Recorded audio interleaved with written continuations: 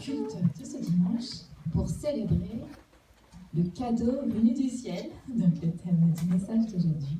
Et donc, Noël approche, nous allons célébrer notre Seigneur, tous en cœur, tous ensemble.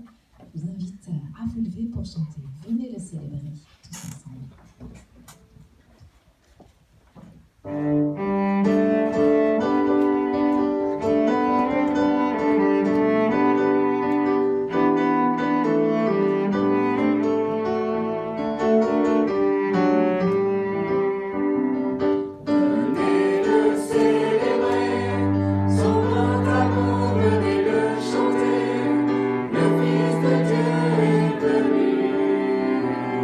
Donnez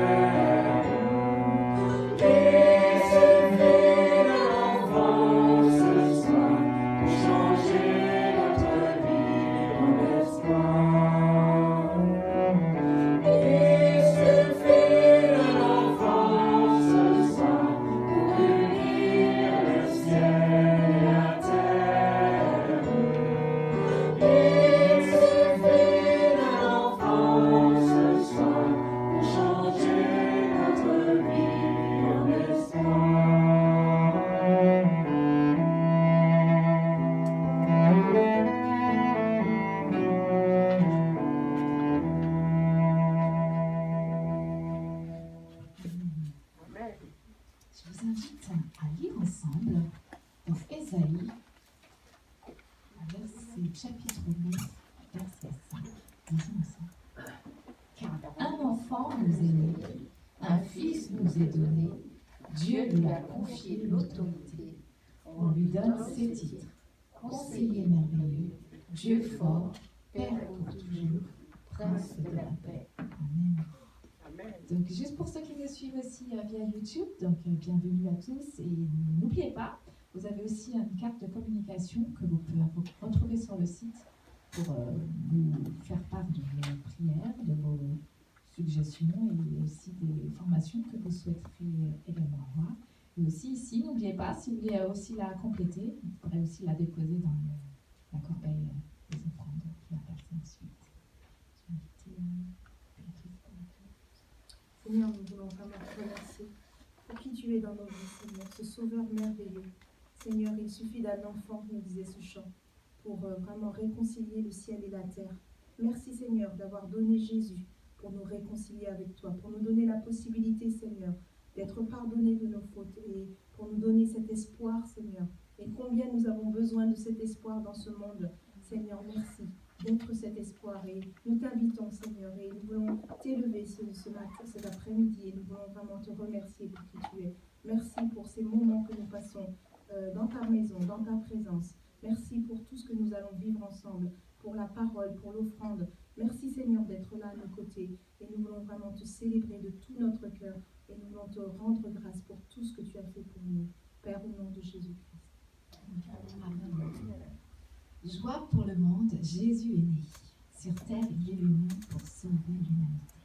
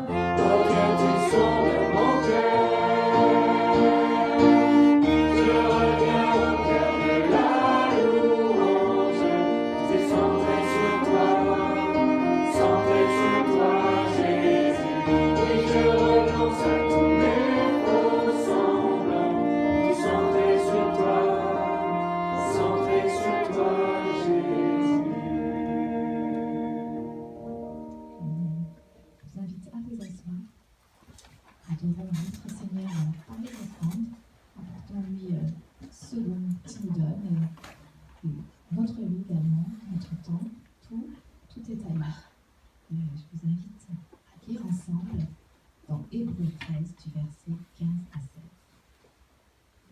Par lui, offrons sans cesse à Dieu un sacrifice de louange, c'est-à-dire le fruit de lèvres qui confesse son nom. Cependant, n'oubliez pas la bienfaisance et la libéralité, car c'est de tels sacrifices que Dieu prend plaisir. Amen. N'oublions pas d'apporter nos offrandes pour que la parole de Dieu soit répandue, donc ici dans le Val-Maubuée, pour son église ici, pour son fonctionnement, pour que la bonne nouvelle soit annoncée et que son royaume s'approche avec vite. Je voudrais inviter Eric pour faire passer les paniers et pour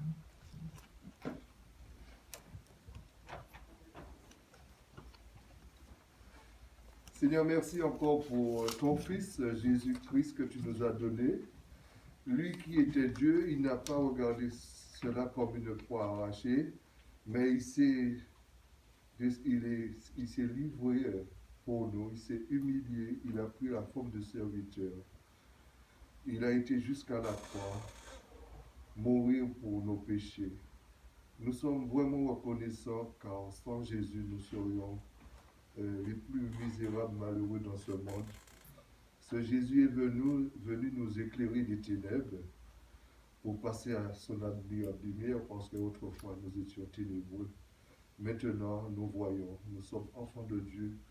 Nous sommes contents d'être là parce que simplement, lorsque nous sommes dans ta présence, nous sommes dans la joie, nous sommes heureux. Tu nous nourris par ta parole, mais aussi par les chants. Merci Seigneur pour tout ce que tu as fait dans la vie de chacun et chacune. Nous pouvons dire haut et fort que tu es vraiment notre Seigneur. Tu es notre Dieu, tu es notre Sauveur. Sans toi Seigneur, nous serions perdus. Merci encore pour ce privilège que nous avons aussi de te donner aussi de tout notre cœur, parce que tout vient de toi, la santé, le travail, la famille, les enfants, tout appartient Seigneur. Merci encore pour ce privilège aussi que nous avons d'être dans une église où ton nom est invoqué. Mais Seigneur, nous voulons que beaucoup d'âmes soient sauvées dans le Val-Maubuée. C'est pour cela aussi nous te prions pour que tu envoies de nouvelles personnes, pour que ton œuvre puisse avancer et beaucoup puissent te connaître, toi le seul vrai Dieu. Merci encore de bénir cette collecte, que nous puissions donner avec joie, avec reconnaissance, surtout pour cette année 2021. Tu as été avec nous, tu nous as gardés, protégés de ce virus. Et nous sommes là cet après-midi simplement pour te dire merci, un grand alléluia.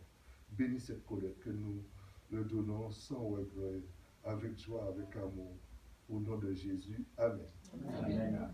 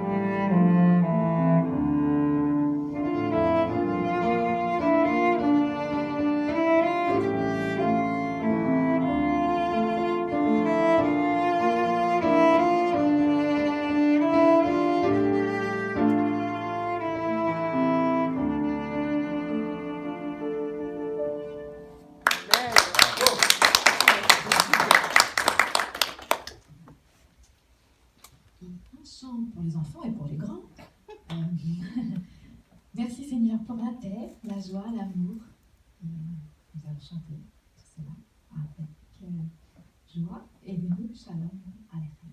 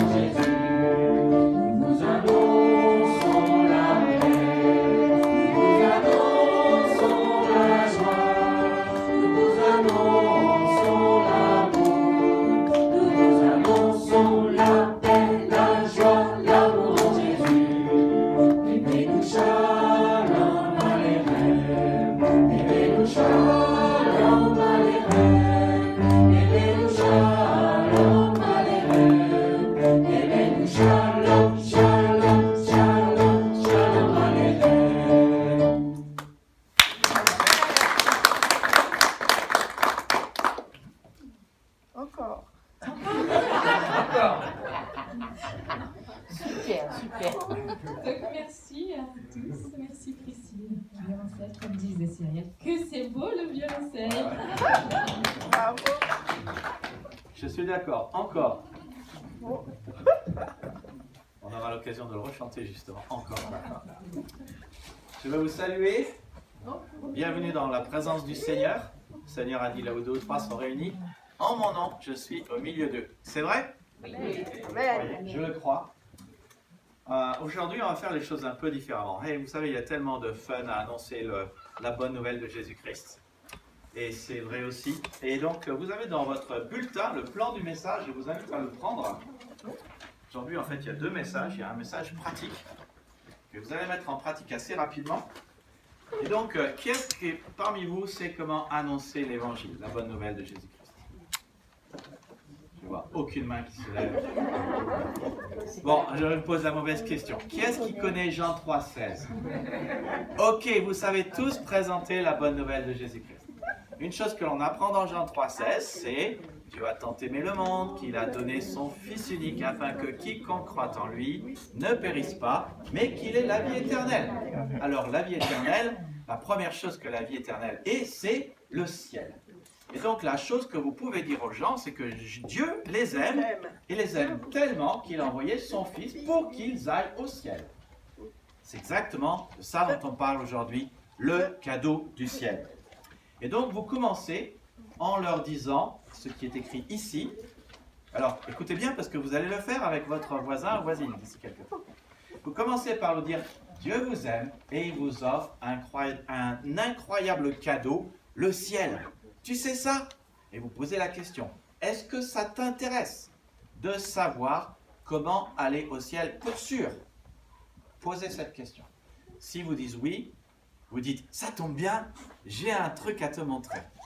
On va le faire ensemble. Ça t'intéresse? S'ils disent non, vous ne pouvez rien faire. Ils sont fermés. Parlez gentiment, dites des bonnes choses, soyez gentils avec eux. Mais si vous disent non, ne passez pas. Et donc, vous prenez cela et vous dites simplement ce qui est écrit ici. La Bible décrit le ciel comme un endroit éternel, d'une beauté inimaginable, au-delà de ce qu'on peut imaginer. Lisez les références seulement si elles sont citées.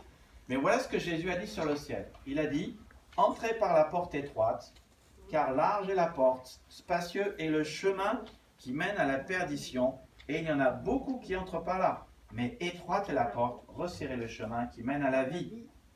Resserrez le chemin qui mène au ciel. Et il y en a peu qui le trouvent. » Et là, vous dites, tu vois, c'est pas toujours si simple de trouver comment entrer au ciel. Je te pose la question, si Dieu te demandait aujourd'hui, pourquoi devrais-je te laisser entrer dans mon ciel? que répondriez-vous? Alors en général, les gens vous diront un truc du genre je sais pas, ou alors parce que je le vaux bien, parce que j'essaye de faire le bien, parce que je ne suis pas une méchante personne, parce que tout ça, ce n'est pas ce que la Bible dit. Et vous dites simplement, je te propose ensemble de voir les 5 clés pour saisir l'offre que Dieu te fait. Voici la première clé. Ce qu'on apprend dans la Bible, c'est que le ciel est un don gratuit. La Bible dit, le salaire du péché, c'est la mort. Mais le don gratuit de Dieu, c'est la vie éternelle, en Jésus-Christ notre Seigneur. Le don gratuit de Dieu, c'est la vie éternelle, ça veut dire le ciel. C'est totalement gratuit, vous ne pouvez pas le mériter par vos bonnes œuvres et vos activités religieuses. Comme la Bible dit, c'est par la grâce que vous êtes sauvés. La grâce, ça veut dire... Pardon, plus fort? Au moyen de la foi. Non, la grâce, ça ne veut pas dire au moyen de la foi. La grâce, ça veut dire c'est une faveur imméritée. Ça ne se gagne pas, ce n'est pas le fruit de votre travail, ce n'est pas parce que vous le payez, ce n'est pas parce que vous essayez d'être bon, c'est parce que Dieu vous fait une fleur, Dieu vous fait un cadeau. Un cadeau. C'est par la grâce que vous êtes sauvés au moyen de la foi. Cela ne vient pas de vous, c'est un don de Dieu. C'est un cadeau. Ce n'est point par les œuvres afin que personne ne se glorifie. Toujours c'est dans la Bible, Éphésiens 2:8. Alors voilà, c'est un cadeau, mais comme vous savez, il y a des choses qui empêchent les gens de recevoir ce cadeau. Et c'est ça la question. Qu'est-ce qui empêche les gens de recevoir le don incroyable du ciel? Eh bien, c'est là où la deuxième clé est importante, c'est que le dilemme de l'homme, c'est le péché.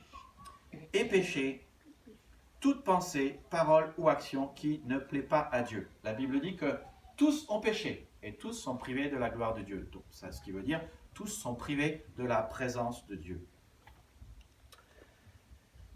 Jacques aussi dit que quiconque observe toute la loi mais pêche contre un seul commandement devient coupable de tous. Ben oui, si on pêche envers un seul commandement, on est pécheur. Si quelqu'un vole une fois, c'est un voleur. Si quelqu'un tue une fois, c'est un meurtrier. Si quelqu'un pêche une fois, c'est un pécheur. Jésus a dit, soyez parfaits comme votre Père Céleste est parfait. Ah, Jésus, il donne des trucs quand même. Comment est-ce qu'on peut être parfait? Et justement, parce que c'est bien ça le problème. Nous sommes des pécheurs. Et voilà le problème qui est expliqué ici. D'un côté, Dieu est saint, mais de l'autre côté, l'homme est pécheur. Et ce qui se passe, c'est que l'homme essaye d'atteindre Dieu en faisant des bonnes œuvres. Il se dit, si je fais des bonnes œuvres, si je vais à l'église, si je donne mon argent à l'église, si j'essaye d'aimer mon prochain, alors probablement je vais au ciel. Ou alors, l'homme essaye d'atteindre Dieu par la religion. Les gens disent, moi je suis catholique, donc je vais au ciel. Ou les gens disent, moi je suis évangélique, donc je vais au ciel. Dieu n'a jamais dit que la religion nous amène au ciel. Jamais. Il y a des gens qui pensent qu'on peut atteindre Dieu par la philosophie. C'est vrai que la philosophie peut être très agréable. Moi, alors je n'étais pas dans la philosophie, j'étais dans les maths. J'étais le premier en maths, en génie mécanique, dernière année. J'étais même devant ceux qui avaient fait maths P et maths sup. À un niveau élevé, les mathématiques, c'est comme si vous touchiez Dieu. L'homme essaye parfois par la méditation de toucher Dieu. L'homme, en fait, ressent que c'est important de toucher Dieu, d'aller au ciel. Il essaye par ses propres moyens. Mais en fait, pour le péché, vous savez, l'homme ne peut pas se débrouiller lui-même. S'il essayait de se débrouiller lui-même, c'est comme si, par exemple, il avait des amis à la maison et il disait « Je vais te faire une omelette » et il y a 5 œufs bons et un œuf mauvais et il pense que ça peut passer comme ça. Et c'est ça le problème. Quand nous essayons par nos propres moyens sont teintés par le péché. Et nous ne pouvons pas atteindre le ciel.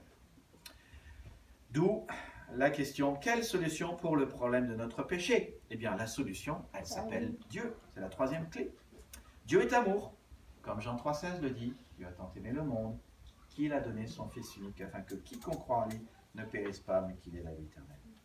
La Bible dit que Dieu est miséricordieux. La miséricorde, c'est que Dieu ne nous donne pas ce que nous méritons.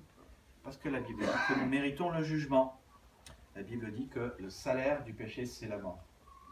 La Bible dit aussi que Dieu est saint et juste. Et parce qu'il est saint et juste, Dieu jugera le péché et jugera le monde avec justice. Et l'amour de Dieu, sa miséricorde, sa sainteté et sa justice se trouvent en, et voilà la quatrième clé qui est très importante, Jésus-Christ. Jésus est à la fois homme et Dieu infini. Au commencement était la parole, dit l'évangile de Jean. Et la parole, Jésus, était Dieu. Et la parole, Jésus, a été faite chair. Elle a habité parmi nous. Jésus a démontré qu'il était Dieu de plusieurs manières. Vous avez plusieurs références ici. La meilleure manière de prouver que Jésus est Dieu, c'est que Jésus a ressuscité 3 personnes différentes, dont Lazare.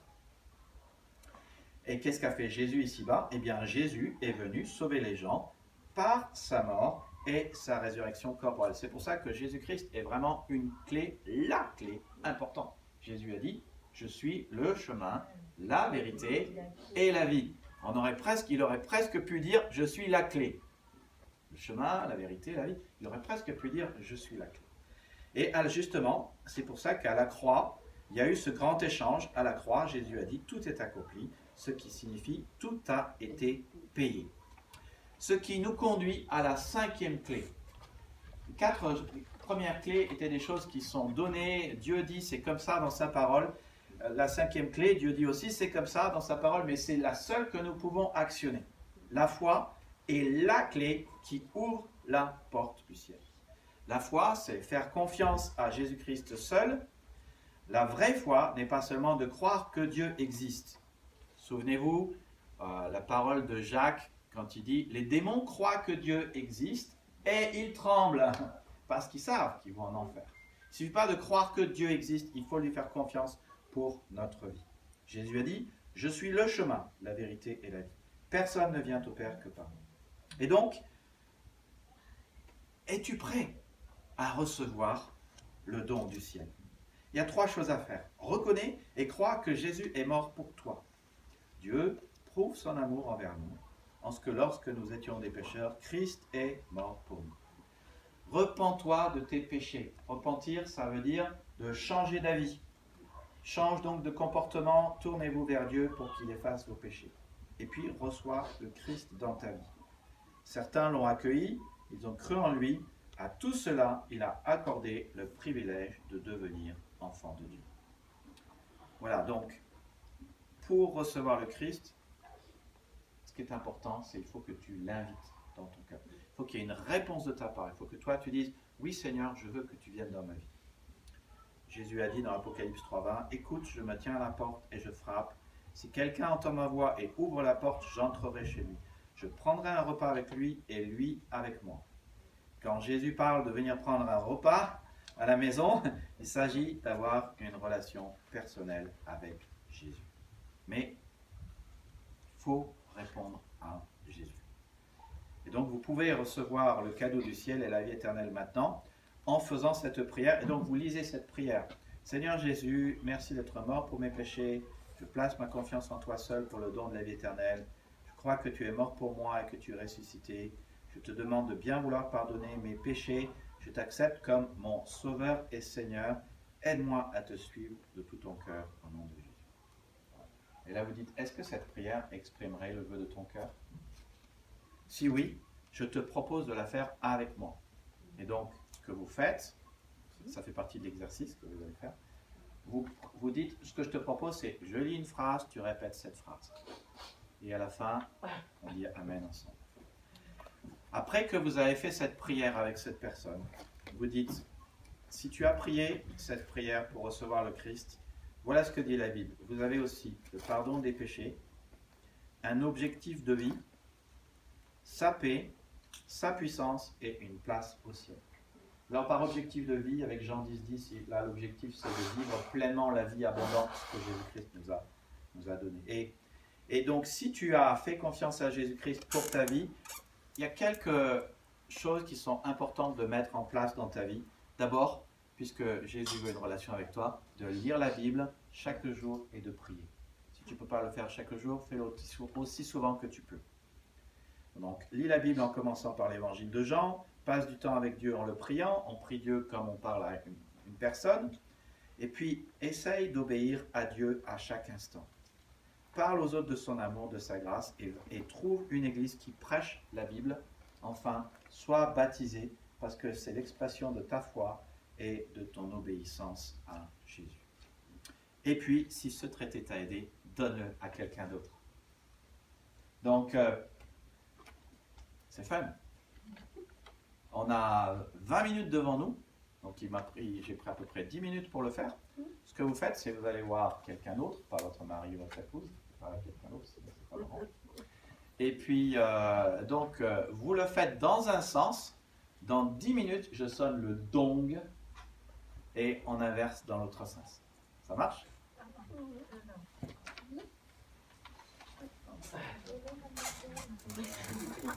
Qu'est-ce qui veut le faire avec moi?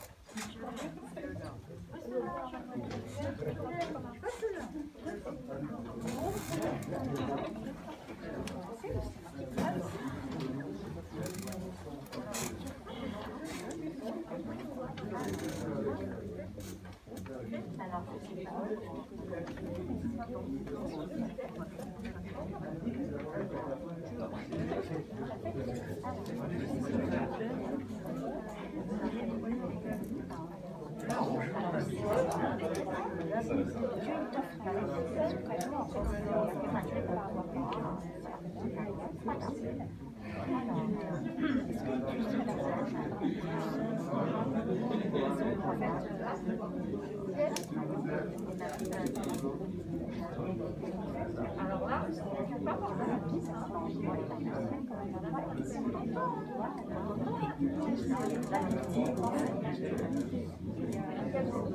il y a des fois qui ont fait le Seigneur.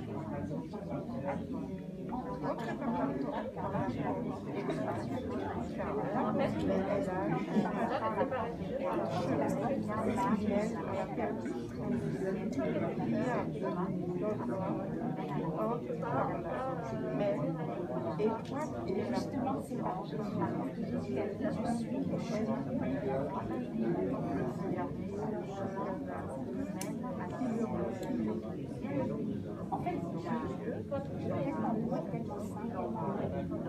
en fait, votre question, la question, Dieu, la Bible nous dit en fait, au travers de la même truc, c'est un témoignage. Il y a parce que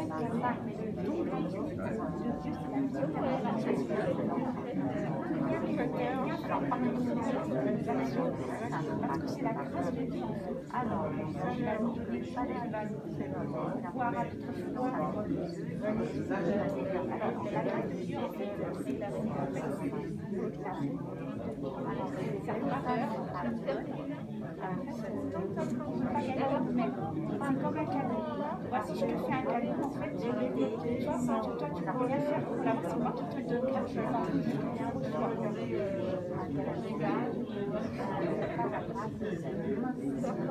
Oui, mais parce qu'en fait, Dieu, il est amour en lui-même. Et il aime tellement ça qu'en fait, on fait un cadeau à personne d'autre. Parce que Dieu, en fait, mais en fait, tu peux le voir quand même à travers la création. Alors, tout ce qu'il a créé, tout ce qu'il a fait, voir tout ce qui va bien, la beauté des uns et des autres, c'est inspiré par lui. Il a fait les gens c'est par leur propre c'est difficile. C'est bien, j'ai déjà la peur. Mais t'as raison, parce qu'on est trop dans notre truc. Le bien absolu, c'est Dieu, mais c'est vrai qu'il y a aussi du mal, c'est terre. Alors,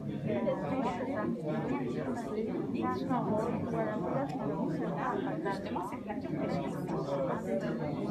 C'est justement ce côté-là, c'est qui est surtout l'homme et le péché. En fait, les parents, la consécration, c'est le fait de ne pas être sans péché, tu devrais être parfait. Et tout ce que tu fais devrait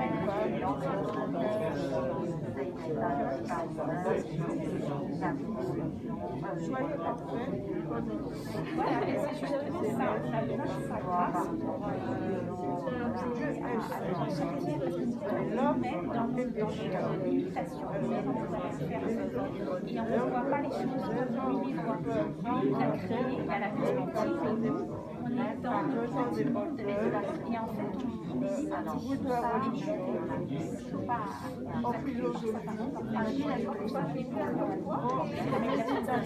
en Inde, il a créé aussi la terre, il a créé l'humain. Et il nous a créé aussi, il nous a donné le souffle de vie. Oui, c'est incroyable de la voir.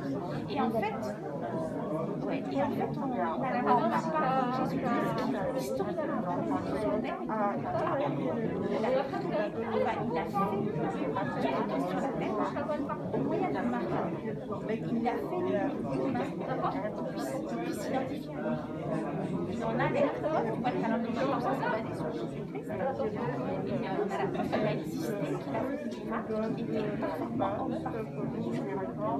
Et justement, il était l'intermédiaire entre Dieu et nous. Il peut nous comprendre de nature divine et de nature humaine sans péché.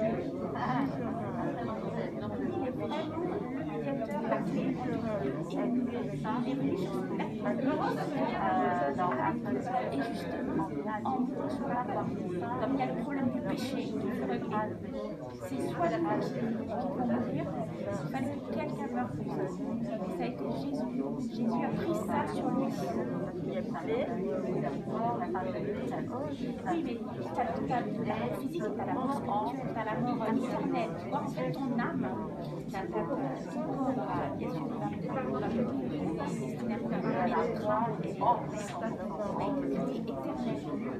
Et donc après, il faut que tu fasses un choix. Soit tu confies ta vie au Seigneur et tu vis éternellement.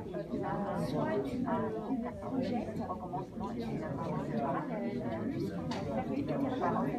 Tu seras... En fait, il y a deux mondes, il y a le ciel et l'enfer. Voilà. Dieu nous a créés avec une âme, avec le désir d'être avec l'enfant qu'on va toujours. Mais je crois que Anthony, il a ce sentiment.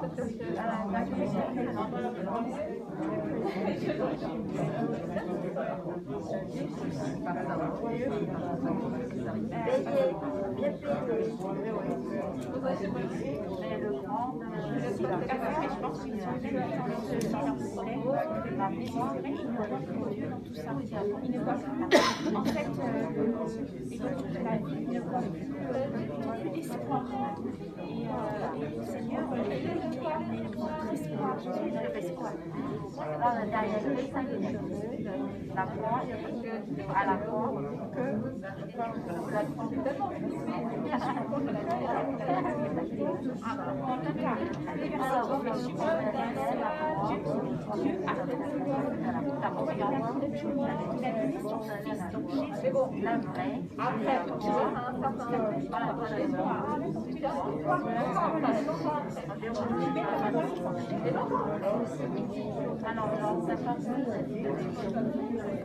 oui, en tout cas, Dieu le fait, ça c'est sûr, il avait capable. Parfois, on a du mal, mais lui, c'est ça. Après, on n'est pas forcément capable, on a besoin de quelqu'un.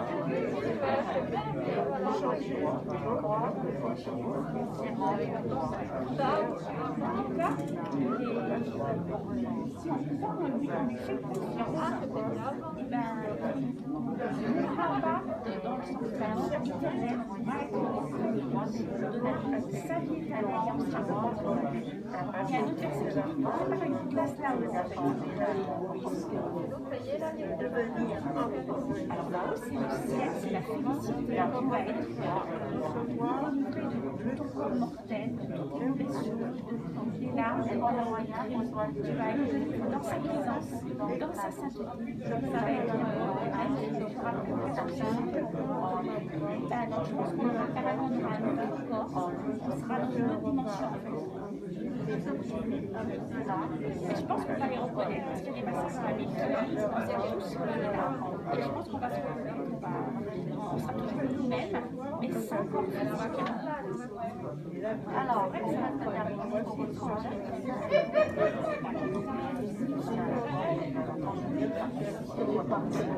Ah oui, et là, je suis pas du tout dans les clés. Là, j'ai tout mélangé. Là, ils m'ont pas resté dans la case. On est déjà passé à la 4e, 2e, 3e. Voilà, le ciel déjà. Bon, je pense que c'est super. Les versets, je trouve ça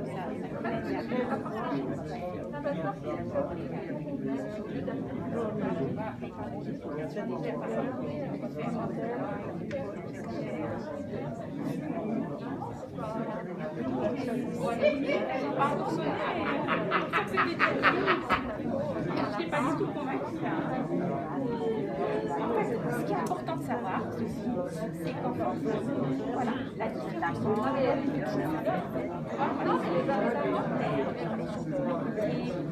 mal dire qu'on m'accepte. Mais en fait, avec Dieu, c'est complètement là. Lui, il a tout fait. Et il nous a mis dans le monde. Et ce qu'il veut, c'est nous offrir sa joie, sa paix, son amour. Et toi, ce que tu as à faire, c'est d'accepter de le recevoir. Comme si je te fais un cadeau, il faut que tu fasses ça. En fait, tu fais une prière. Tu fais une prière pour dire à Seigneur, vraiment, je veux accepter son amour, son pardon des péchés. Il va te donner son esprit. Il va te guider. Et par la suite, continuer à le suivre. Il faut que tu dises la Bible, c'est sa parole, c'est ce qu'il a fait. Et en fait, il faut que tu commences par tu rentres les évangiles, c'est vraiment simple, c'est la vie de Jésus. Raconté pendant 4 différents évangélistes. Et tu vas comprendre davantage Jésus a tout ce qu'il a fait. Et c'est quand même dans le très simple. Après, tu as peut-être le passage un peu plus compliqué, mais tu verras qu'il y a toute une unité dans tout ça. Et que la vie, c'est facile parce que si on choisirait les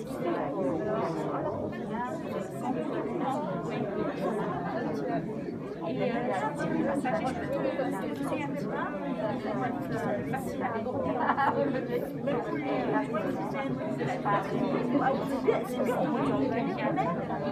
mais tu verras, tu faut ouvrir petit à petit, tu vas et le Seigneur il va t'éclairer ton intelligence et tu vas voir que je t'ai dit aujourd'hui, ça va se confirmer. Au fur et à mesure que tu vas lire les différents passages, ça va se confirmer. Voilà, donc les 10 minutes sont écoulées, vous inversez, vous faites dans l'autre sens maintenant. Alors, juste pour préciser, la personne que vous avez en face de vous, si elle ne connaît pas la Bible, vous lui lisez des références constamment, elle va être paumée. Oubliez les références. Oubliez les références, vous dites la Bible dit, et vous lisez votre truc, vous ne citez pas la référence. Deuxièmement, si vous faites comme moi, je vous ai fait, donc en fait je vous ai induit un petit peu en erreur parce que moi j'ai lu mon truc. Mais le mieux quand vous commencez et que vous dites Dieu vous aime et vous offre un cadeau incroyable qui est le ciel, est-ce que ça t'intéresserait que je parle à ce sujet? Tu m'as posé la question? Je ne suis pas sûr. Mais à ce moment-là, plutôt que de lire votre truc, faites-le rentrer avec vous dans la lecture. Dites, ça tombe bien, j'ai un document qui explique comment aller au ciel. On le regarde, on le lit ensemble. Parce que moi, j'ai essayé d'écouter Georgie, et je suis là, je dis, waouh, mais en fait, qu'est-ce qu'il dit là? Et en fait, j'ai essayé de me mettre. Voilà, j'ai essayé de me mettre à la place d'un inconverti. Alors, je vous avoue, j'étais un peu largué. Ça fait du bon travail, rassure-toi. Mais c'est-à-dire, peut-être je me mets tellement trop dans la peau d'un inconverti. Donc, essayez de l'amener avec vous à lire le document. Et si vous avez tendance à vous dire comment est-ce que lui il le vit ça, n'hésitez pas à expliquer. Je veux dire, s'il faut expliquer. J'avais fait des questions, la scepticisme beaucoup. Donc j'ai dû mélanger les cases et répondre à et des demandes d'explication. Voilà. Donc si jamais la personne vous pose des questions, tu dis écoute, je te propose, on lit ça ensuite, d'abord, et je réponds à tes questions. Après, c'est peut-être plus simple parce que sinon je ne vais pas y arriver. Ok? Donc on passe dans l'autre sens maintenant. 10 minutes pour avoir du fun de l'autre côté. Dans l'autre sens. Question. C'est vrai que si. Ah oui. Là, j'ai rien. J'en ai marre avec la bouca, qui parle au travers. Moi, je n'ai pas de ras-le-bol. Arrête, c'est un chien qu'on va proposer. Cela vous intéresse? Donc voilà. Dieu vous aime, il vous offre. Tu sais, moi, j'ai commencé à ça va, j'en ai marre. Et les gens me déçoivent tellement. Ils ne font jamais. Ah ouais, ça va pas, ça va vite. Quand j'ai des problèmes, tout ça, et là, ça ne plus jamais. C'est pour ça qu'on passe les moments de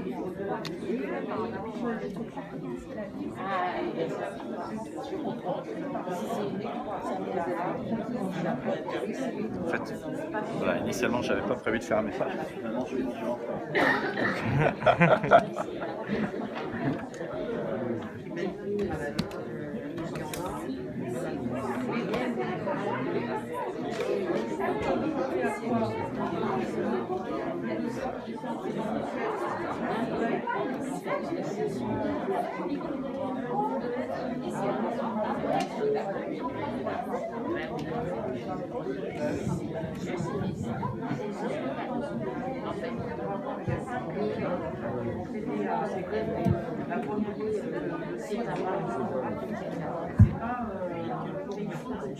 Voilà, et là, comme je suis le salaire du péché, c'est le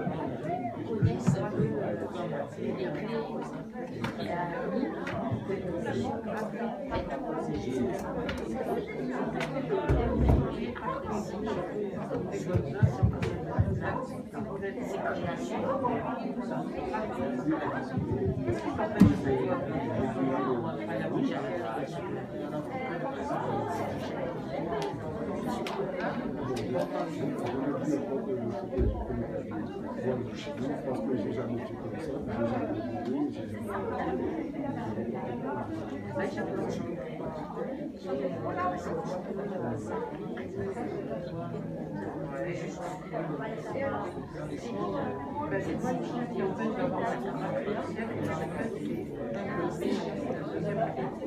Le thème de l'homme, c'est le péché.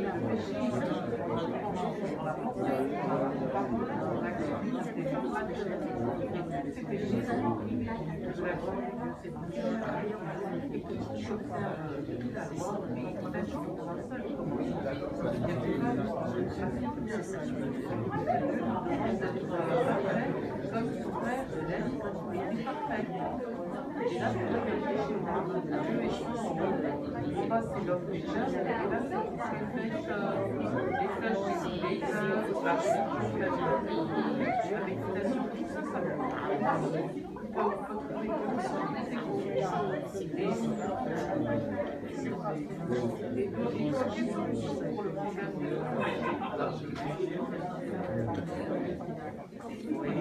alors la chose, c'est de savoir que Dieu est vraiment et la vie éternelle.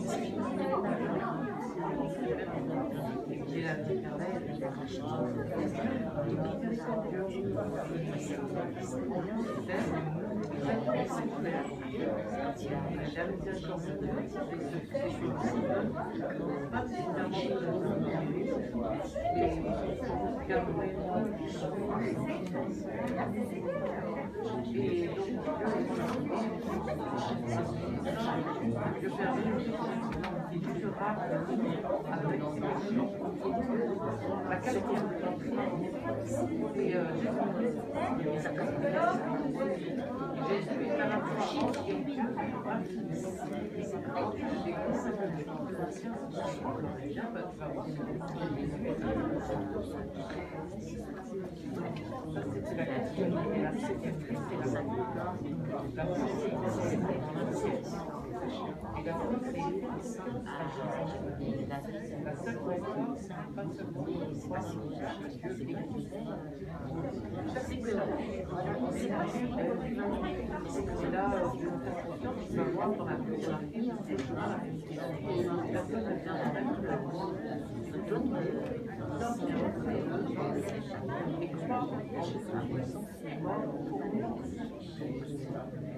il y a un verset dans la Bible, là, il y a un cadeau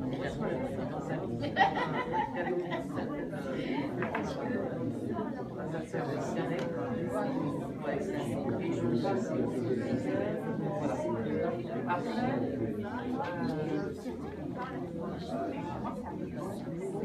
on a vu les 5 étapes de la il y a aussi ma foi échouée.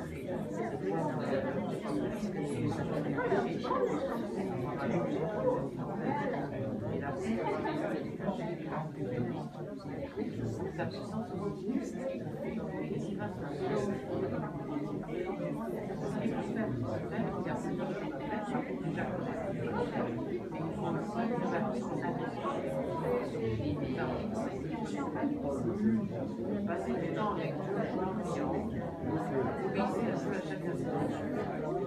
Pardonnez-vous de son amour, c'est sa grâce,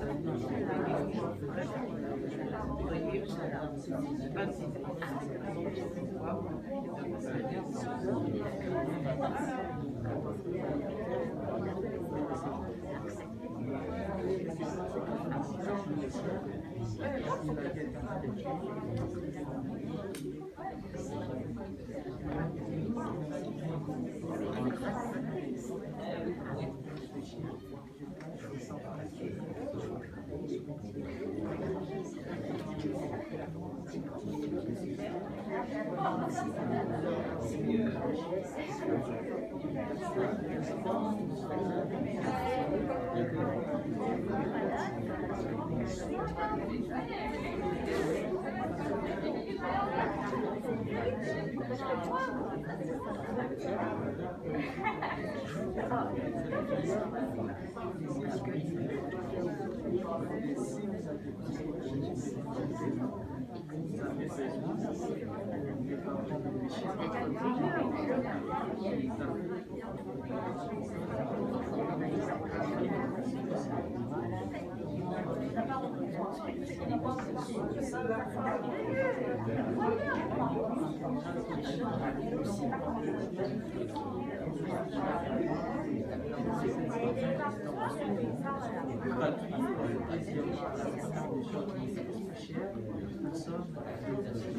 baptisez,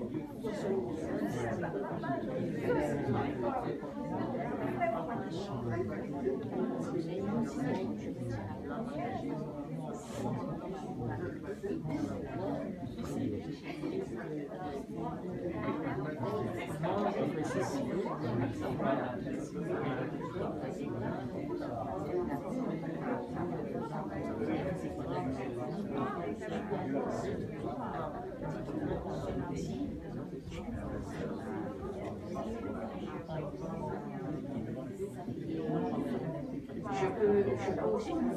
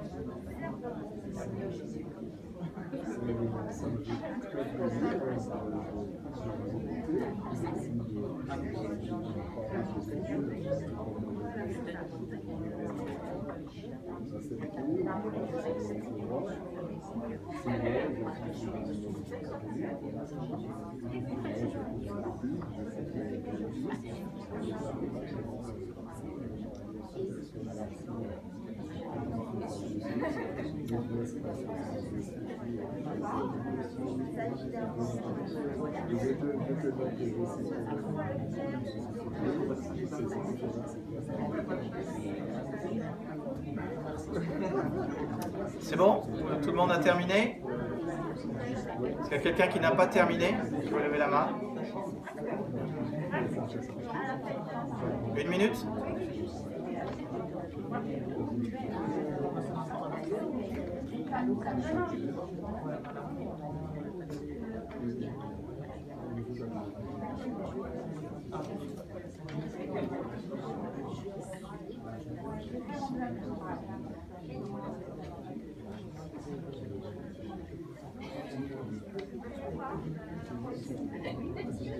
Elle est aussi effective que vous.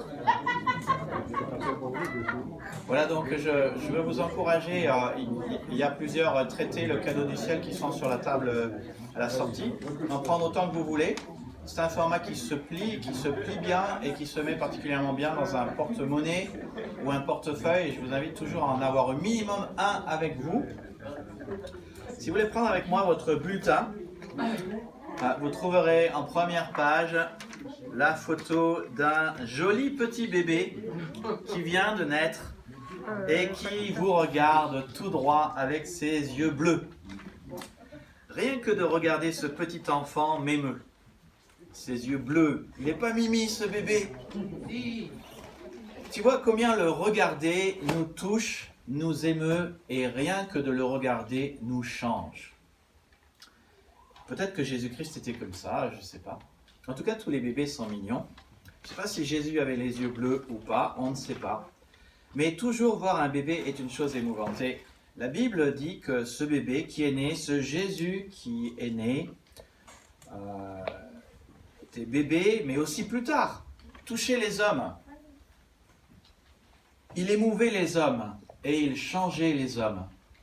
Et ce bébé qui a ce pouvoir miraculeux, ce garçon avec ce pouvoir, cet homme avec ce pouvoir, n'avait pas simplement ce pouvoir parce qu'il nous regarde par ses yeux, parce qu'il nous touche, parce qu'il nous émeut, parce qu'il nous change, mais parce que, comme le dit le texte d'ailleurs sur le bulletin, il est dit que la parole a été chère, elle a habité parmi nous, pleine de grâce et de vérité. Nous avons contemplé sa gloire, une gloire comme la gloire du Fils unique venu du Père, et nous avons tous reçu de sa plénitude et grâce pour grâce. Tu vois les effets de ce bébé? Il est venu à nous, la deuxième personne de la Trinité, le Logos s'est fait chair, et parce qu'il a habité avec nous, parmi nous, non seulement son regard nous touche, nous émeut, nous transforme, mais sa personne nous touche, nous émeut, nous transforme.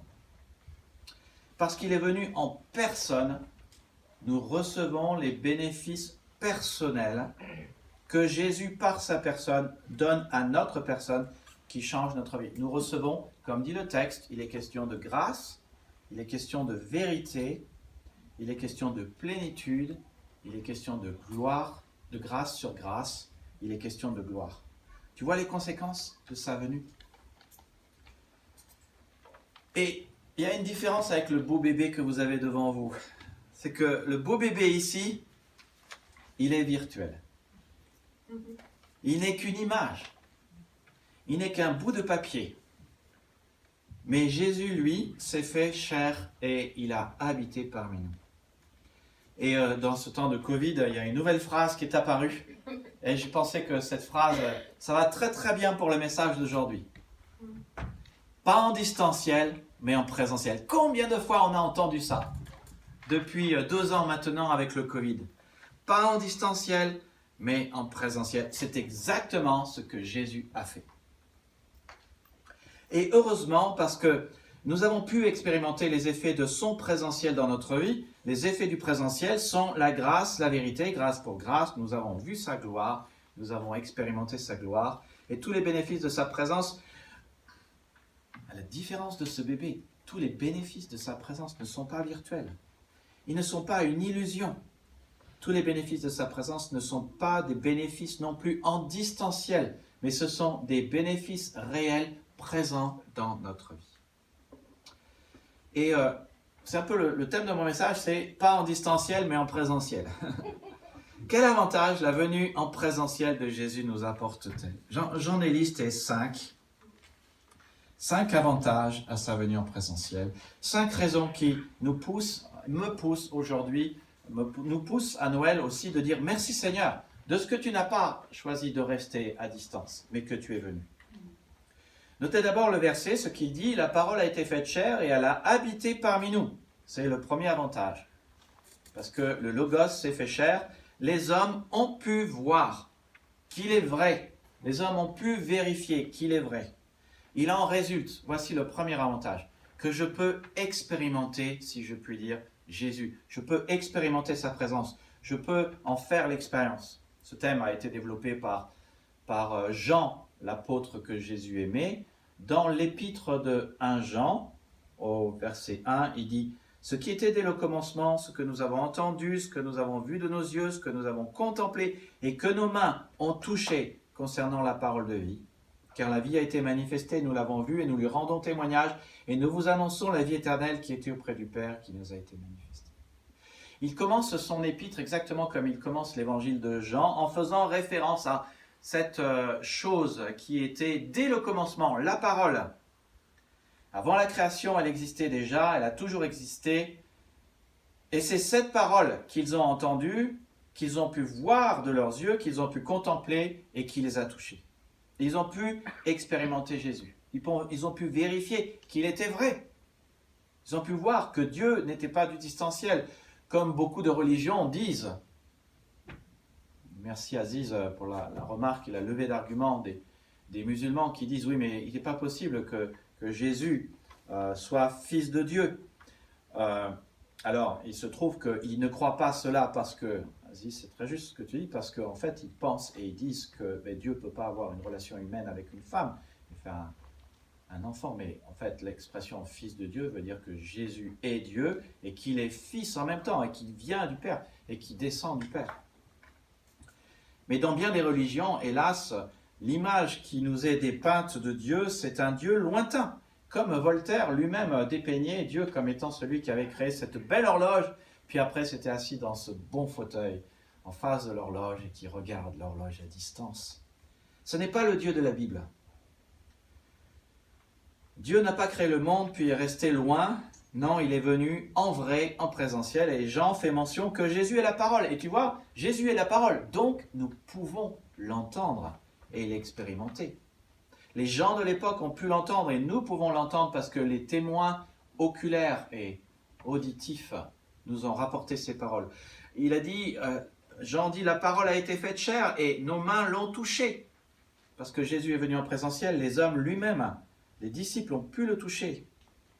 Parce que Jésus est venu à nous, si je puis dire, nous pouvons toucher Dieu en lisant la parole. Dieu est devenu touchable, tangible, proche. Jean dit, elle a habité parmi nous. Cela veut dire que Dieu s'est fait connaître. Dieu s'est fait proche. Alors si Dieu s'est fait connaître, nous pouvons le connaître.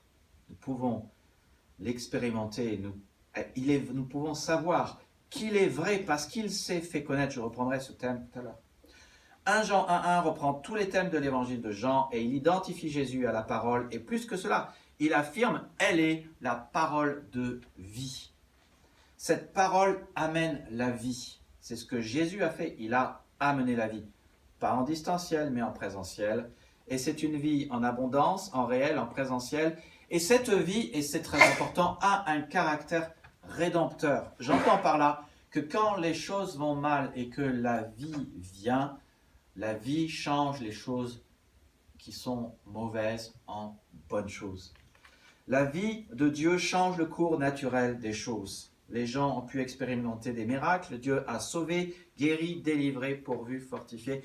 Il en résulte que le cours naturel de ce qui se passe dans notre vie peut changer, comme on l'a vu dans le psaume 121. Seigneur est capable de faire en sorte que même s'il y a un grand soleil dehors et qu'on sort, on ne prend pas ce coup de soleil. Ça ne veut pas dire que vous ne devez pas mettre de la crème, hein.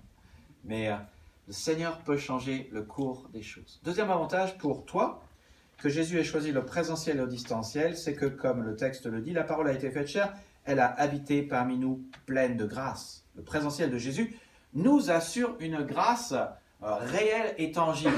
Alors, le mot grâce, comme tu le sais, n'est pas à prendre dans le sens culturel français, c'est-à-dire la grâce, ça serait la beauté. Non, grâce, dans la Bible, veut dire, voyons voir si vous avez suivi tout à l'heure, Une faveur. une faveur, un don, un cadeau, exactement. Toujours déconnecté du mérite. On l'a lu, c'est par la grâce que vous êtes sauvés, par le moyen de la foi. Cela ne vient pas de vous, ce n'est pas par les œuvres, afin que personne ne se glorifie. Ce n'est pas le produit des œuvres, ce n'est pas une chose que tu obtiens par toi-même, non, c'est un cadeau que Dieu te fait. Et parmi ces grâces qu'il t'offre, il y a le cadeau du ciel, il y a une place là-haut, il y a le pardon des péchés, il y a le fait que tu peux avoir une intimité, une relation personnelle avec Dieu. Tu peux être certain qu'il a un plan de paix pour ta vie, un plan de plénitude. Tu peux avoir un but pour ta vie, une raison de vivre. Tu peux avoir sa puissance pour vivre son plan, sa force pour tous les jours. Mais note une chose. Si Jésus était resté en distanciel et n'était pas venu en présentiel, toutes ces choses dont je te parle n'auraient aucune espèce d'importance parce que tu ne pourrais ni les toucher, ni les expérimenter, ni les avoir, ni les goûter. Elles ne seraient que virtuelles, comme cette belle image. C'est comme si, alors qu'on approche de l'heure du repas, je commence à te décrire le succulent repas que Priscille est en train de faire pour ce soir, avec les odeurs, le jus, le goût, la satisfaction qu'il y a juste de se dire ce soir on va manger un bon repas. Et après je te dis, oublie, c'est qu'un rêve. Ça serait cruel. Tu voudrais pas qu'à Noël quelqu'un vienne te voir et te dise je t'offre un super cadeau, avec ce cadeau ça fait ceci, ça fait cela, ta vie va être changée, bouleversée, ça va être magique pour toi.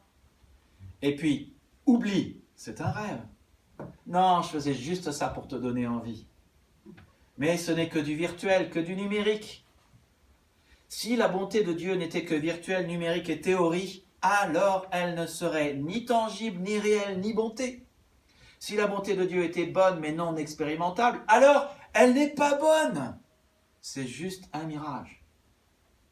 Mais Jésus est venu en présentiel, et grâce à cela, des démons ont vraiment été chassés, des aveugles ont vraiment retrouvé la vue, des lépreux ont vraiment été purifiés, des hommes et des enfants morts ont vraiment été ressuscités, des serviteurs ont été guéris, des non-juifs ou des juifs ont retrouvé la foi, des tempêtes ont vraiment été apaisées, et des gens ont vraiment pu goûter que le Seigneur est bon, et que sa grâce est réelle, et que sa grâce n'est pas quelque chose à distance, mais réel, présentiel dans notre vie.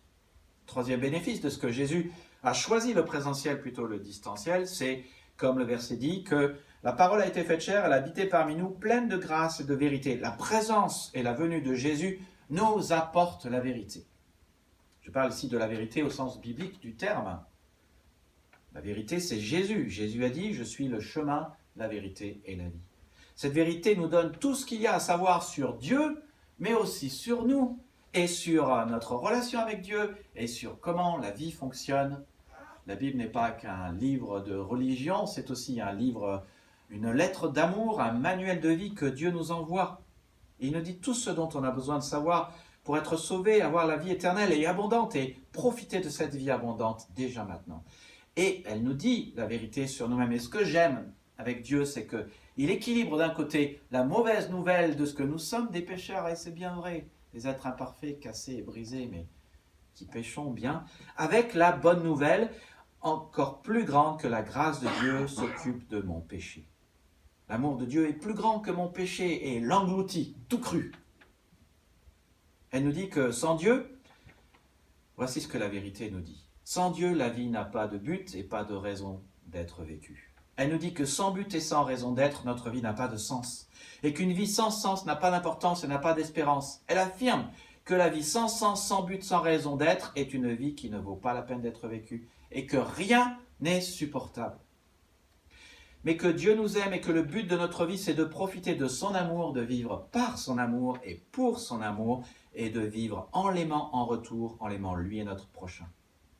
Ça, c'est notre raison d'être, c'est le sens de notre vie, c'est ce qui donne de l'importance à ta vie et de l'espérance. C'est ce qui fait que ta vie vaut la peine d'être vécue et que ça vaut la peine d'être à l'église et de vivre avec l'église cette raison d'être, parce que ta raison d'être est la raison d'être de l'église. Tu vis parce que Dieu t'aime, pour aimer Dieu en retour, pour profiter de son amour et pour aimer les autres et pour faire part aux autres de l'amour de Dieu. Pourquoi est-il si important que Jésus, qui est la parole, vienne en présentiel et ne reste pas en distanciel? Parce que personne n'ouvre une lettre d'une personne qu'il ne connaît pas. Vos parents vous ont toujours dit ça quand vous alliez à l'école, quand vous étiez petit. Quand tu sors de l'école, surtout ne parle pas à un inconnu. Personne n'ouvre une lettre d'une personne qu'il ne connaît pas. On n'ouvre que les lettres des personnes avec lesquelles on a une relation. Parce que tu n'écoutes jamais une personne en qui tu n'as pas confiance. Tu n'écoutes jamais une personne qui est inconnue. Tu n'écoutes jamais une personne qui reste au loin. Connaître la personne, ne serait-ce qu'un minimum, est indispensable pour avoir un minimum de confiance, pour écouter un minimum ce qu'elle a à dire. Il faut que les gens voient qui est Jésus pour avoir confiance en lui et l'écouter. Les paroles et les actes de Jésus dans les évangiles, et particulièrement dans Matthieu 5 à 9, qui est l'évangile qui nous montre que Jésus est le roi, nous montre ses valeurs et nous montre ses actions. Et on voit que ces valeurs sont celles d'un roi, que ses actions sont celles d'un roi puissant et qu'elles inspirent la confiance. Elles montrent qu'on peut lui faire confiance. Quand les musulmans lisent Matthieu 5, les paroles de Jésus, parfois ils disent « Non, mais la Bible a été falsifiée ». Amenez un musulman à lire le Sermon sur la montagne et demandez-lui si ce sont des paroles d'un homme. J'ai déjà fait l'expérience.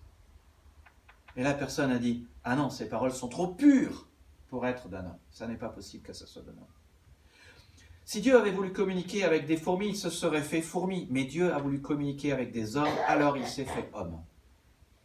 Et donc il a pu communiquer avec les hommes, il a communiqué dans une culture précise, avec une langue précise, pour que ces gens soient impactés, que les disciples soient impactés, pour qu'ils écrivent, pour qu'à notre tour, nous puissions prendre conscience que Jésus, qui est la parole, a un message pour nous.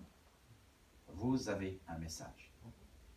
Et ce message, c'est que certes, nous sommes pécheurs, mais Dieu nous aime tellement qu'il veut passer l'éternité avec nous et il veut que nous passions l'éternité avec lui dans la gloire, la félicité et la vie abondante, guéri de tous nos mal de dos et de tous nos problèmes de santé, guéri totalement parce qu'il nous aime. Mais si Jésus était resté en distanciel, personne ne l'aurait écouté. Quatrième avantage à la venue en présentiel de Jésus, eh bien, c'est que nous avons contemplé sa gloire. Nous voyons par la venue en présentiel de Jésus le caractère extraordinaire de sa personne.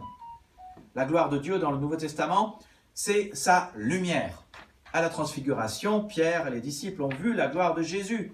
Ils ont vu, il est dit que son vêtement devint d'une blancheur éclatante. Il n'avait pas pris persil ou une lessive spéciale. Soudainement, c'était une blancheur éclatante. On voit cette gloire, on voit cette lumière morale. Je reviens sur Matthieu 5 à 9. On voit la lumière morale de Jésus dans Matthieu 5, le discours sur la montagne où le roi expose ses valeurs. Quand il dit que ce qui compte pour lui, ce n'est pas une religion de l'apparence et de l'extérieur, mais ce qui compte pour lui, c'est la pureté du cœur. C'est ce qu'il y a dans notre cœur, dans nos motivations. Nous ne devrions pas avoir de la colère ou de la rancœur ou dire des gros mots, ni regarder une femme pour la convoiter ou un homme pour le convoiter. Ces valeurs sont juste pures, tellement pures qu'elles sont extraordinaires et glorieuses. Et dans Matthieu 8 et 9, on continue de voir la gloire du roi, non pas exprimée par des paroles, mais par des faits avec ses miracles. La tempête est apaisée, les démons sont chassés, les serviteurs sont guéris, les lépreux sont purifiés. Là encore, si Jésus n'était pas venu en vrai, les disciples n'auraient pas pu voir le caractère extraordinaire de ses actions.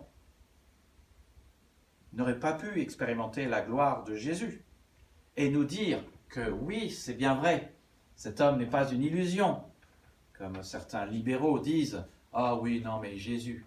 Il y a le Jésus historique, il y a le Jésus de la foi. Mes amis, c'est un mensonge. Le Jésus historique, c'est le Jésus de la foi. Le Jésus qui a toujours existé n'a pas été fait Dieu par l'Église, non. Il a été fait Dieu, c'était le plan de la rédemption, il a toujours été Dieu. Les disciples ont vu le caractère extraordinaire de Jésus, mais une chose qu'on apprend, c'est que quand on est témoin d'un si beau bébé, du bébé Jésus qui est né, du caractère extraordinaire de sa personne, on ne peut pas rester que témoin, on ne peut pas rester spectateur et consommateur. Cela nous pousse à répondre à ce qu'on voit avec notre personne, avec nos émotions. Quand on voit un joli bébé comme ça, on ne peut pas rester indifférent. Quand on voit le Jésus extraordinaire de la Bible, on ne peut pas rester indifférent.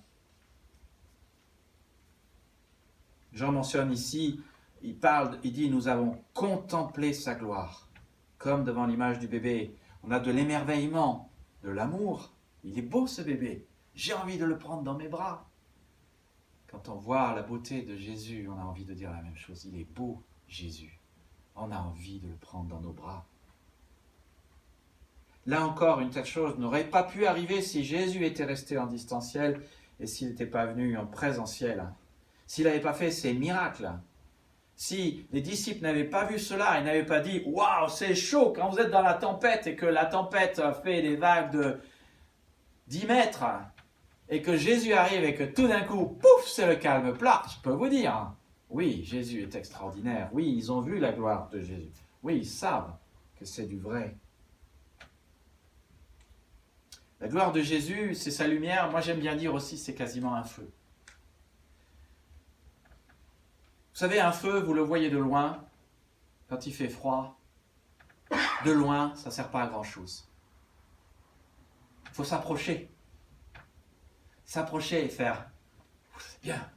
Voilà, c'est la même chose. Et c'est ce que Jésus dit. C'est pour cela que Jésus est venu, pour qu'on ait les bénéfices de sa lumière et de sa chaleur, de sa gloire. Et c'est aussi pour cela que pour que nous recevions des bénéfices, il nous dit, pas du distanciel, mais du présentiel. Viens, viens à moi. Venez à moi, vous tous qui êtes fatigués et chargés, et je vous donnerai du repos. Que celui qui a soif vienne à moi, et je lui donnerai à boire. Et plus tu es près de Jésus, plus tu expérimentes sa gloire et ses bienfaits. Plus tu le contemples, plus tu as envie de t'approcher. C'est ce que Paul disait. Son seul but, c'était d'être plus proche de Christ, afin d'expérimenter la puissance de sa résurrection et aussi de connaître sa mort. Que le vieux moi disparaisse pour que le vrai moi grandisse et vive vraiment. Enfin, note ce qui est dit à la fin de ce passage. Le cinquième avantage à la venue de Jésus, c'est que nous avons tous reçu de sa plénitude et grâce pour grâce. Sa présence remplit notre vie de ses bienfaits. Voilà le cinquième avantage. Il n'est pas question ici simplement d'avoir une grâce de Dieu pour ta vie. Tu vois, le cadeau du ciel, c'est une manière juste d'expliquer ce que Dieu apporte dans son salut. Mais c'est la vie éternelle. Et la vie éternelle, c'est la vie abondante. Et la vie éternelle, elle commence déjà ici-bas. Et la vie abondante, c'est cette plénitude dont il est question ici. Il est question ici pas simplement d'avoir une grâce, mais d'avoir grâce pour grâce, c'est-à-dire grâce après l'autre. Tu en reçois une, puis demain encore une autre, et peut-être plusieurs dans une journée. Et Dieu décide quand il te donne sa grâce, mais ça n'est jamais fini. Tu sais pourquoi? Parce que la grâce de Dieu, elle a un nom. Elle s'appelle Jésus-Christ. Il est vivant.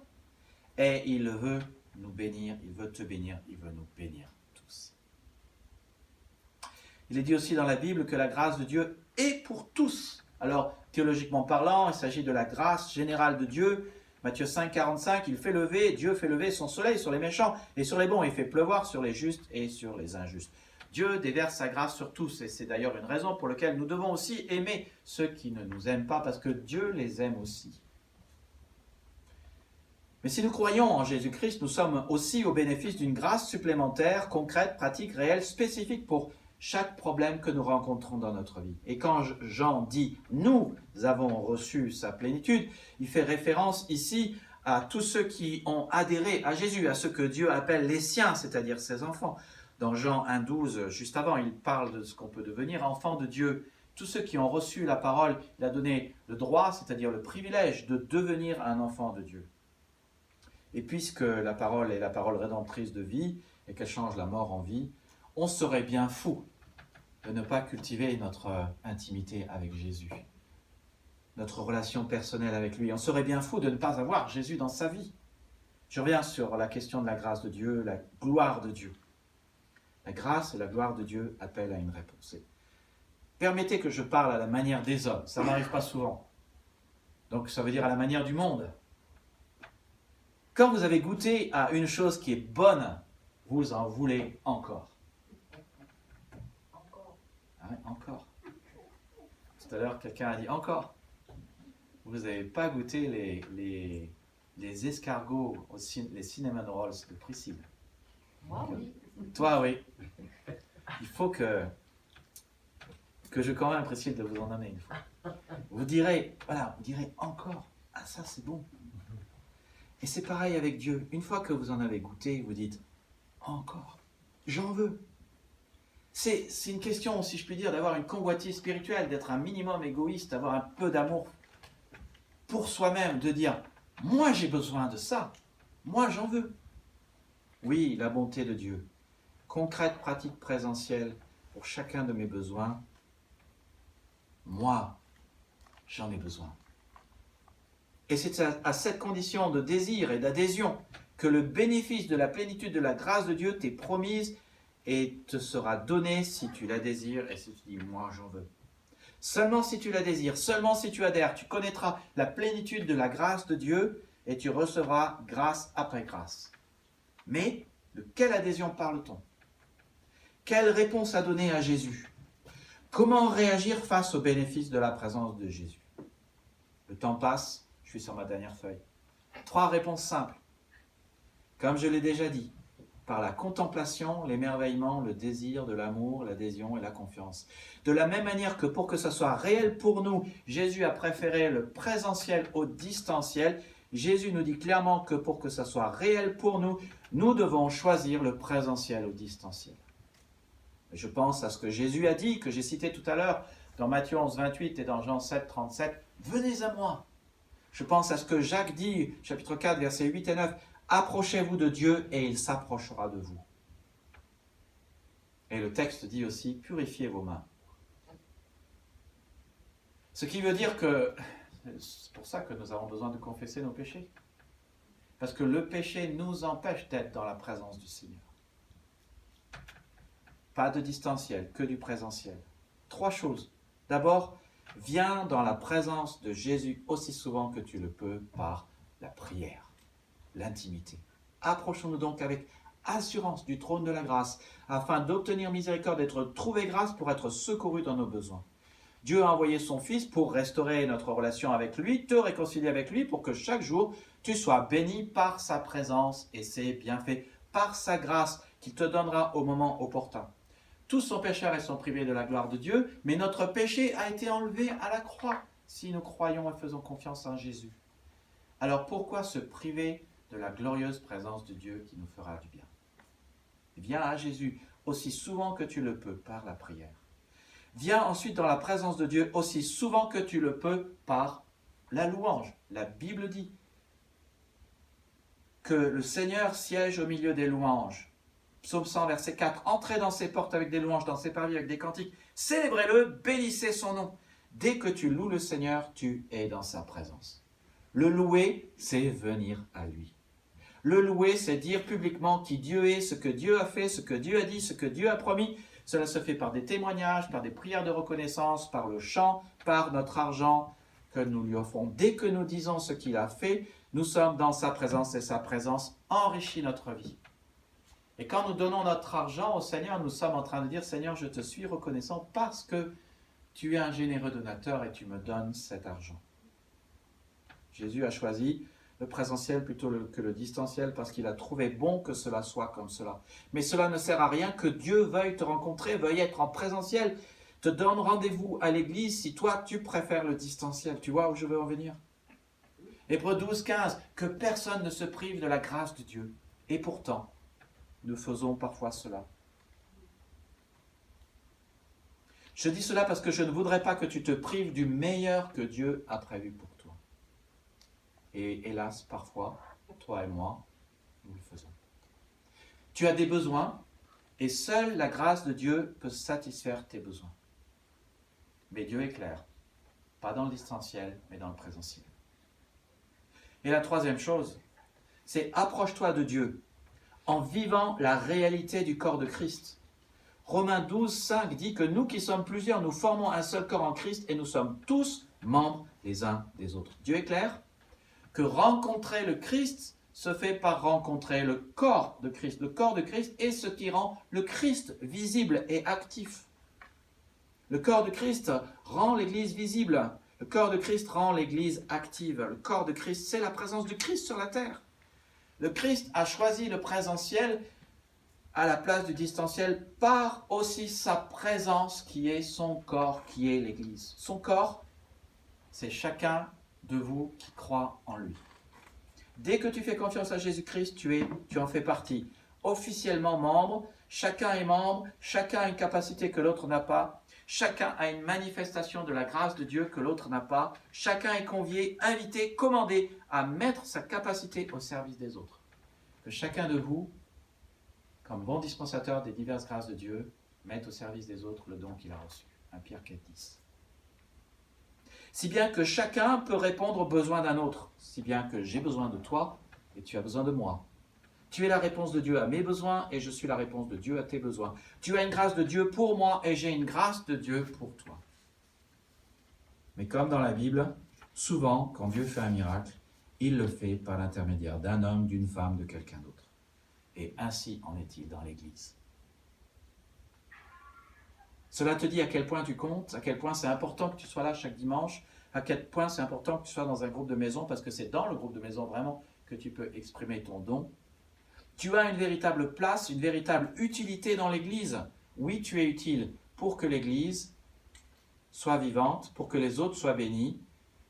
Et Dieu veut aussi que quelqu'un d'autre soit utile pour toi en te donnant sa grâce par cette personne. L'Église est la manifestation de la présence de Jésus-Christ. Et si tu veux expérimenter la grâce de Dieu pour ta vie, il faut que tu sois connecté à une Église et régulier à une Église. Tu sais, une main qui est déconnectée du corps et qui se reconnecte une fois toutes les 4 semaines, elle ne va pas vivre longtemps. Non, non. Nous devrions vivre la connexion chaque jour de la semaine avec les autres. Si tu viens seulement de temps en temps, tu vas faire comme cette main, tu vas te dessécher. Tu as des besoins quotidiens, réguliers, des besoins intellectuels, spirituels, affectifs. Et c'est pour ça que tu as besoin des autres. Là encore, j'espère que tu vois que ça ne se passe pas en distanciel, mais en présentiel. Tu peux expérimenter la grâce que Dieu a prévue pour toi par l'intermédiaire des autres. Et seul si tu es là, tu peux être à la fois le canal de bénédiction que Dieu a prévu pour les autres et tu peux être le récipient des bénédictions que Dieu a prévues pour toi. Je vous invite à prier. Cher Père, nous te remercions parce que tu t'es manifesté à nous il y a 2000 ans par la présence de ton Fils, la seconde personne de la Trinité. Merci de ce qu'il a choisi, non le distanciel mais le présentiel. Et qu'ainsi nous pouvons savoir que ce qu'il a dit est vrai. Nous pouvons savoir qu'il a vraiment la capacité de changer des vies humaines, qu'il a vraiment la capacité de la vie rédemptrice. Seigneur, moi aussi, nous aussi, nous voulons connaître ta grâce et ta vérité. Alors, nous venons, par la prière, la louange, la participation au culte, aide-nous à bénir les autres et à être grâce pour eux. Aide chacun d'entre nous de bénir les autres, d'être grâce pour eux. Aide-moi autant à bénir les autres, être grâce pour eux, qu'à accepter la bénédiction que tu as prévue pour moi par leur intermédiaire. Merci de ce que tu as prévu de me bénir au travers d'eux. Merci que cela veut dire aussi accepter de passer du temps avec eux. Donne-moi d'être cette bénédiction et d'expérimenter ta bénédiction et ta grâce. Je prie cela au nom de Jésus. Amen. Je vous invite à chanter la dernière chanson. Voilà, maintenant le chant est connu. Saluez-vous les uns les autres après le culte et passons du temps à nous soutenir mutuellement.